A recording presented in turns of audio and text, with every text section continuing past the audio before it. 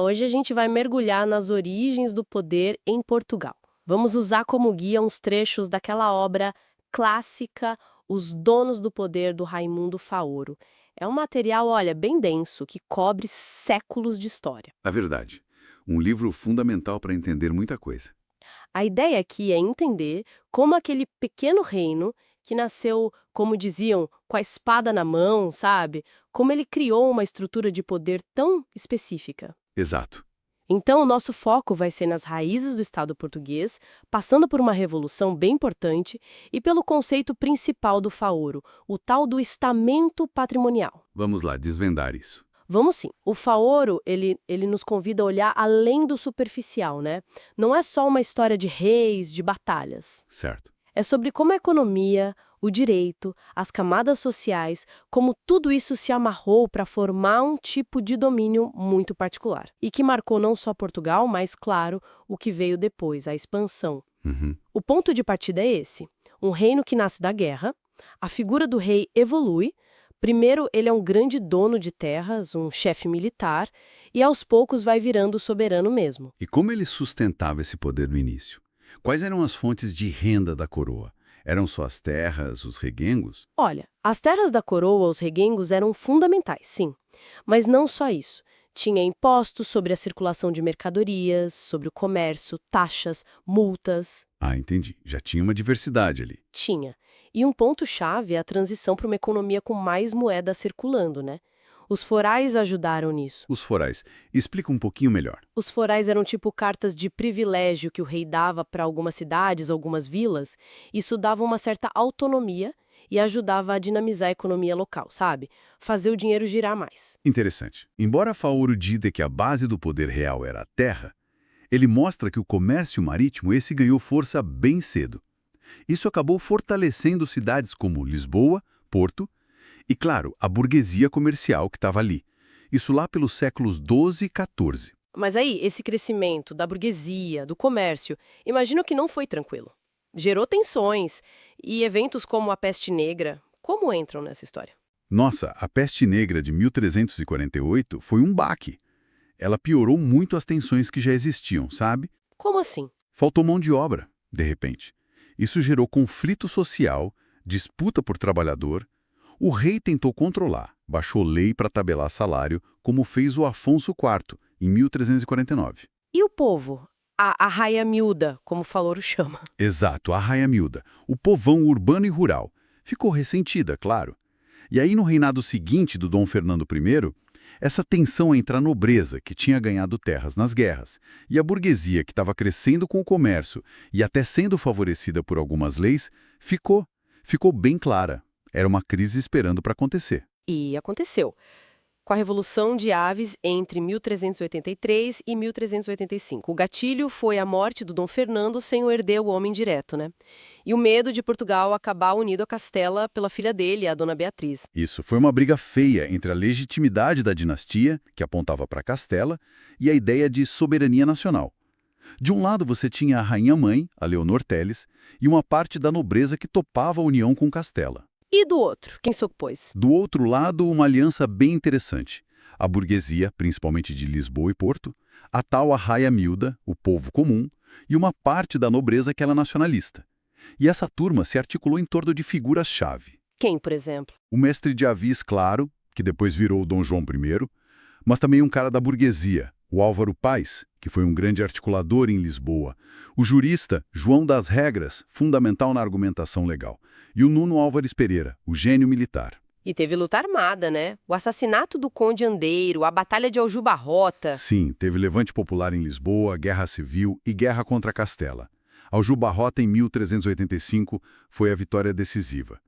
O mestre de Avis foi aclamado rei, Portugal garantiu a independência e surgiu uma nova geração no poder. Gente até de origem mais baixa. E a burguesia? Saiu fortalecida, imagino. Saiu, ganhou espaço. Mas e esse é um ponto crucial para entender o Faoro. Ela saiu fortalecida, mas sob a tutela do rei. O poder não foi para a mão da burguesia, entende? Entendo.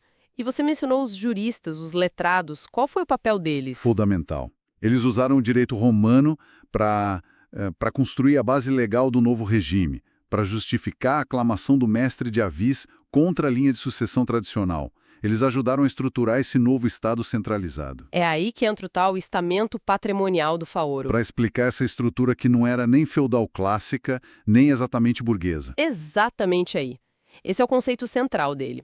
O Faoro argumenta que o poder em Portugal não se consolidou nas mãos de uma classe social definida pela economia, como seria a burguesia ou a nobreza feudal. Mas sim nesse estamento. O que seria isso, então? Pensa assim, é uma camada dirigente, uma comunidade que se forma em volta do rei.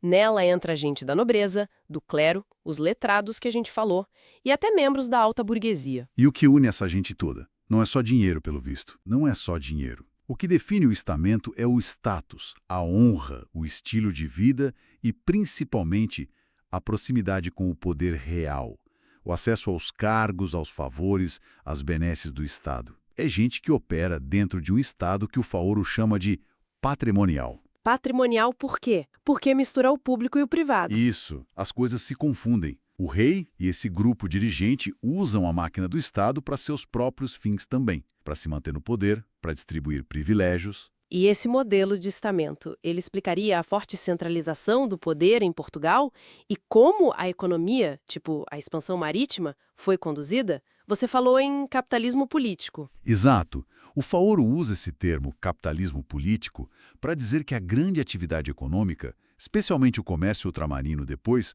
não nasceu da iniciativa privada livre, digamos assim.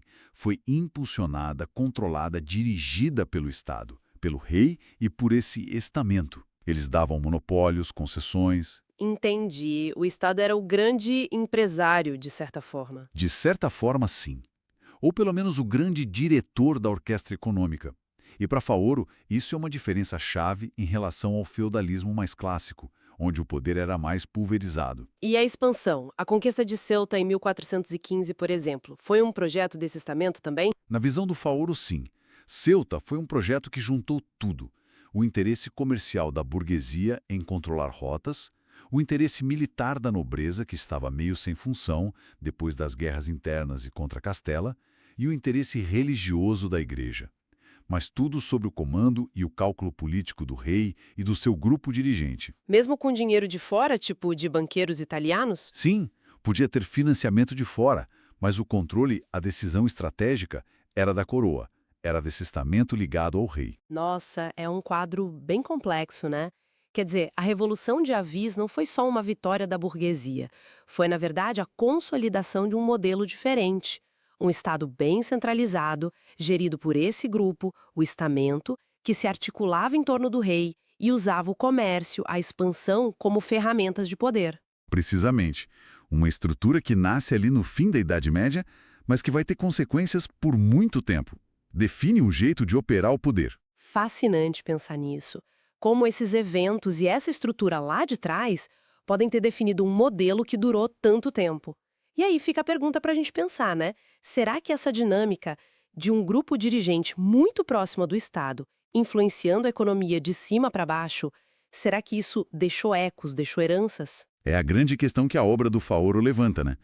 Como essa matriz histórica pode, talvez, ainda ressoar hoje em dia na forma como o poder político e o poder econômico se relacionam em Portugal e talvez em outros lugares que tiveram essa influência. Com certeza, algo para a gente continuar refletindo. Muito obrigada por essa análise hoje. Eu que agradeço. Até a próxima. Até a próxima.